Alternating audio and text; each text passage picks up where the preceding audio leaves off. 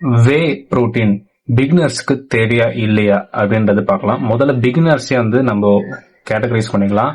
Teenagers, நீங்க வந்து இப்பதான் காலேஜ் ஆர் ஸ்கூலுக்கு போறீங்க, உங்களால ஏர்ன் பண்ண முடியல, காசு இல்ல, ஜிம் ஃபீஸ் கட்டுறதுக்கே காசு இல்லைன்ற பட்சத்துல நீங்க இந்த மாதிரி வே புரோட்டீன் எடுத்தாதான் வந்து உடம்பு ஏறும், அது வந்து சாப்பிட்டாதான் வந்து உடம்பு ஏறும்ன்றது வந்து ஒரு மித்து, ஒரு போய்.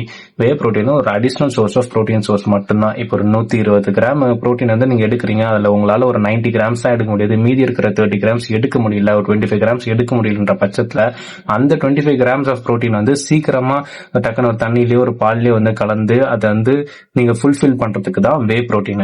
அது தவிர்த்து அதை எடுத்தா மட்டும் தான் உடம்பு ஏறணும் எந்த ஒரு அவசியமும் கிடையாது. மோஸ்ட் ஆஃப் த டீனேஜர்ஸ்க்கு வந்து காசு இல்லாத பட்சத்துல உங்க நார்மல் டயட்ல முதல்ல ஒரு 1/4 கிலோ சிக்கன் வாங்கி சாப்பிடுங்க டெய்லியும். அப்புறம் ஒரு 5 முட்டையில இருந்து அப்படி ஆரம்பிங்க. சோ இது வந்து நீங்க வந்து இது வந்து ஓரளவுக்கு அஃபோர்ட் பண்ணக்கூடிய ஒரு இதுதான். ஒரு 5 முட்டை வாங்கினீங்கன்னா ஒரு 30 ரூபா டு 35 ரூபா கிட்ட, 36 ரூபா கிட்ட வரும். அண்ட் ஒரு 1/4 கிலோ சிக்கன் வந்து ஒரு 50 to 60 ருபீஸ் வரும். சோ ஒரு டெய்லி பேசிஸ்ல ஒரு 100 ருபீஸ் வந்து நீங்க கொஞ்சம் சேர்த்து வச்சு நீங்க வந்து இந்த டீனேஜர்ஸ், அதாவது ஸ்கூல் அண்ட் காலேஜஸ் போற ஏர்ன் பண்ணாத இது வந்து ஒரு வழி நான் சொல்றேன்.